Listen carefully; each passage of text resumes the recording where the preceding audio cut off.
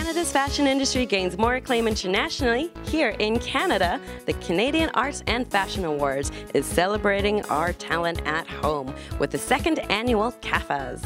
We got to sit down with Vicky Milner, the managing director of CAFA, about what the awards mean to Canada and our flourishing fashion industry.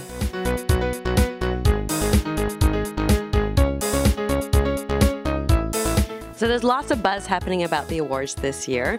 A lot of talent coming in from out of town. Can you tell us a little bit about who might be coming in? Well, Coco Rocha, definitely. She's coming back. She was here last year and is coming back again. Josie, Brad Goreski, Hung Van-O, Moshe Lundstrom, all different people from the fashion industry, but yes, that once called Canada their home, have done different things abroad and are coming back for the gala. So aside from hosting, Josie's also going to be nominated for a Vanguard Award. Tell us a little bit about why the jury may have selected him. Yeah, you know, we try to find people who have done great things, who have been kind of trailblazers in fashion and have put Canada on the map. And he's such a accomplished person and has transcended, you know, different mediums, you know, from print and being in the magazine world, doing great things in digital, on TV. He's such a great advocate for fashion, for emerging talent, and just a great personality and representative of what fashion is. And we're delighted that, you know, he's here to accept the award, and we just think we couldn't think of a better person this year to present it to. How important is it for us to have something like the CAFA Awards? It's very important because an event like this really allows the international fashion community to see what kind of beautiful, vibrant, creative fashion industry we have.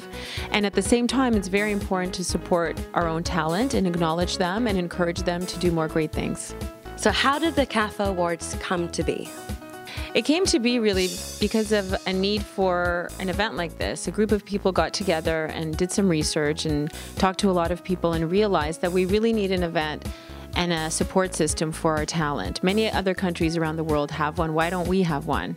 Not for a lack of talent, that's for sure. So after a while of roundtables and asking questions, we created the event. You have some really great brands and sponsors coming on to support. One of those notably is the Swarovski Emerging Talent Award. Tell us a little bit about it and what that may mean to the nominees. I think in general, you know, when you're nominated for one of these awards, it really shows a recognition by your peers and an encouragement that, you know, you're doing something great. And I think when you're recognized like that, it really does mean something to that individual.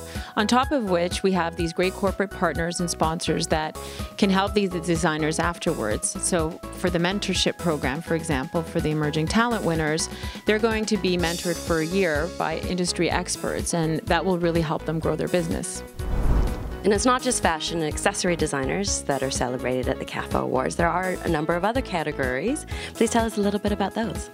Yes, of course. We honor stylists and models, bloggers, image makers. There's so many people that make up the fashion industry. So it is definitely not just for designers, but the whole fashion community. What are some of the greatest struggles that you see Canadian designers go through? I think a lot of designers, you know, outside of the financial restraints that they experience, a lot of them don't have the business acumen. They might be very creative, but they don't have the business expertise to really grow their business and be the CEO, the CFO, the CMO of their own company. It's quite a daunting task. And I find sometimes without that extra support, designers get stuck. That's why I find mentorship and an opportunity to connect people that can guide them through the business aspect is so vital for success for a designer. What can we expect from CAFA in the coming years? How do you see it evolving? I'd like to see CAFA grow. Obviously, it's a national organization, so we'd like to grow our partners across Canada and create more programs really that can help all the different people in the industry, create the awareness of the Canadian retailers that carry the brands, increase awareness of the designers, of, you know, the photographers, the models, the stylists, and create some kind of hub that CAFA can become the voice that kind of ties it all together. Following the beautiful gala dinner and the ceremonies, there's also a really fantastic after party, and I know there's quite a number of things that are taking place. Tell us a little bit about those. Yeah, we're thrilled. Sephora's throwing it. They are our big sponsor of the after party, so you can expect a lot of amazing beauty activations. We've got Marc Jacobs Beauty and Bumble and Sephora doing makeup and hair, amazing music, food, drinks. It'll be a great party.